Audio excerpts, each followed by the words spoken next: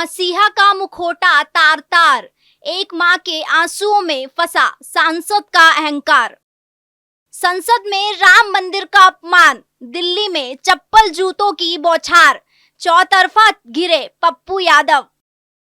महिलाओं पर अभद्र बयान, वोट के लिए नोट बांटने के आरोप, क्या अब जेल जाएंगे पप्पू यादव। संसद के भीतर सनातन धर्म का मजाक उड़ाने पर आखिर कब होगी सबसे सख्त कार्रवाई। खुद को गरीबों का मसीहा, जनता का हमदर्द और इंसाफ का देवता बताने वाले पूर्णिया के निर्दलीय सांसद पप्पू यादव क्या अब अपने ही बुने हुए विवादों के चक्रव्यूह में पूरी तरह फंस चुके हैं। क्या मसीहा के इस भारी भरकम मुखौटे के पीछे छुपा बाहुबल एक बार फिर से बेकसूरों पर भारी पड़ रहा है। बिहार से लेकर दिल्ली तक इस वक्त पप्पू यादव के खिलाफ जनता का गुस्सा 7वें आसमान पर है। सबसे तेज न्याय का दावा करने वाले पप्पू यादव के खिलाफ अब एक ऐसी बेबस मां ने मोर्चा खोल दिया है जिसके आंसुओं ने पप्पू यादव के सियासी वजूद को हिलाकर रख दिया है। एक रोती हुई मां की चीख और पप्पू यादव के हालिया कारनामों ने उन्हें एक ऐसे चौराहे पर ला खड़ा कर दिया जहां से उनका बच निकलना अब नामुमकिन ही नजर आ रहा है।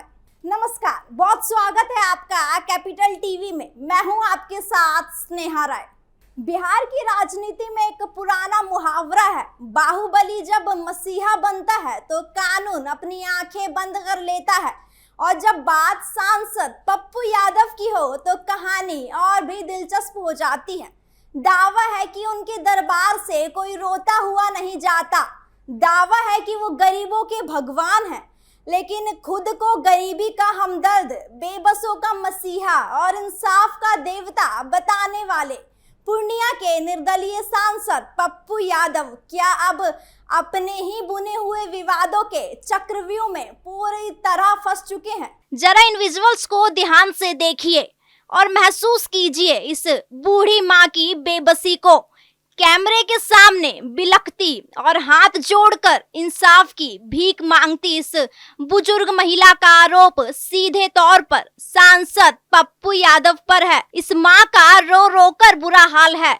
इसका आरोप है कि पप्पू यादव अपने राजनीतिक रसूख, पैसे और बाहुबल के दम पर उसके निर्दोष बेटे को झूठे मुकदमे में फंसा रहे हैं। मां चीख चीख कर कह रही है कि पप्पू यादव सिर्फ अपनी राजनीति चमकाने के लिए, मीडिया में सस्ती टीआरपी बटोरने के लिए उसके बेटे की जिंदगी और पूरे परिवार को तबाह करने पर तुले हैं। सोशल मीडिया पर यह वीडियो आग की तरह फैल चुका है।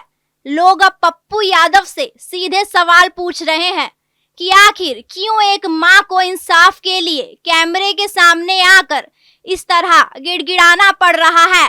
क्या यही आपका इंसाफ है पप्पू यादव जी, जहां एक मां आपके डर से कांप रही है। दरअसल सबसे तेज न्याय का दावा करने वाले पप्पू यादव के खिलाफ आरोपी सुमित गिरी की मां कैमरे के सामने हाथ जोड़कर रो रो कर बदहाल हैं और सीधे तौर पर आरोप लगा रही हैं कि पप्पू यादव अपनी राजनीति चमकाने के लिए, अपनी सस्ती टीआरपी के लिए उसके निर्दोषी बेटे की जिंदगी बर्बाद करने पर तुले हैं।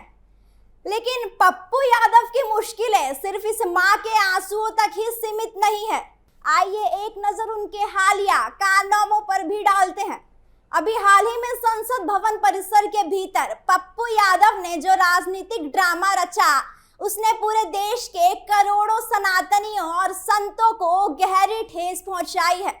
राम मंदिर पर संसद के मकर द्वार के पास किए गए उस विवादित ड्रामे के बाद पप्पू यादव के खिलाफ वाराणसी से लेकर दिल्ली तक गंभीर धाराओं में केस दर्ज हो चुके हैं। जी हाँ, उन पर सनातन धर्म का अपमान करने और धार्मिक भावनाओं को भड़काने बेहद संगीन आरोप लगे हैं। संतों का आक्रोश इतना बढ़ गया कि देश भर में पप्पू यादव के खिलाफ एफआईआर दर्ज होने लगी। इस हरकत का अंजाम इन्हें दिल्ली में अपनी ही प्रेस कॉन्फ्रेंस के दौरान भुगतना भी पड़ा। जब ये मीडिया के सामने अपनी सफाई दे रहे थे, तभी एक युवक ने इन पर सीधे चप्पल और जूते बरसा दिए। इनके आवाज पर कुर्सियां चलने लगी, जमकर हंगामा हुआ और खुद पप्पू यादव को अपनी जान बचाने के लिए पुलिस का सहारा लेना पड़ा। जो नेता खुद को जनता का लाडला कहता था, आज उससे जनता के बीच ही जूतों का सामना करना पड़ रहा है। पप्पू यादव का विवादों से नाता कितना पुराना और कितना गहरा है, इसका अंदाजा आप इस बात से लगा सकते हैं कि ये महिलाओं का सम्मान करना भी भूल जाते हैं। कुछ समय पहले पप्पू यादव ने राजनीति में काम करने वाली महिलाओं को लेकर एक बेहद शर्मनाक और अभद्र बयान दिया था। उन्होंने दावा किया था कि 90% महिला नेता को करियर गलत रास्ते से शुरू होता है। इस घटिया बयान के बाद पूरे देश की महिला संगठनों में भूचाल आ गया।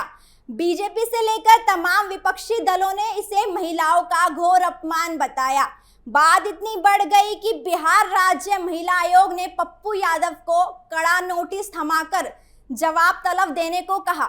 जो नेता अपनी राजनीति चमकाने के लिए आधी आबादी यानी महिलाओं पर ऐसी कीचड़ उछाल सकता है, वो भला किसी आरोपी की बेबस मां के आंसू क्या समझेगा।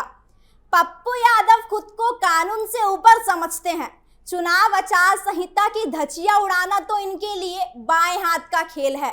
बिहार चुनाव के दौरान इनका एक वीडियो जमकर वायरल हुआ था, जिसमें ये खुलेआम जनता को प्रभावित करने के लिए पैसे और नोट बांटते नजर आए थे।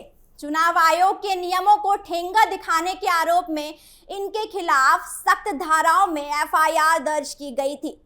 तब पप्पू यादव ने अहंकार में चूर होकर एक बड़ा बयान दिया था कि हम तो भगवान से डरते ही नहीं, तो चुनाव आयोग से क्या डरेंगे। ये बयान साफ दिखाता है कि इनके दिल में देश के कानून और संविधान के लिए कितनी जगह है। संसद में की गई अमर्यादित हरकत पर और दिल्ली के आवाज पर जनता का फूटा गुस्सा ये साफ इशारा कर रहा है कि इस बार पप्पू यादव का बचना बहुत मुश्किल है। कानून का शिकंजा उन पर कसना पूरी तरह तय माना जा रहा है। विपक्षी दल और विरोधी नेता भी अब इस मुद्दे को लेकर पप्पू यादव को संसद से लेकर सड़क तक पूरी तरह घेरने और उनके इस्तीफे की मांग करने की रणनीति तैयार कर चुके हैं। क्या इस रोती हुई बेबस मां को इंसाफ मिलेगा? क्या पप्पू यादव अपनी इस तानाशाही और बाहुबल वाली राजनीति पर देश से माफी मांगेंगे?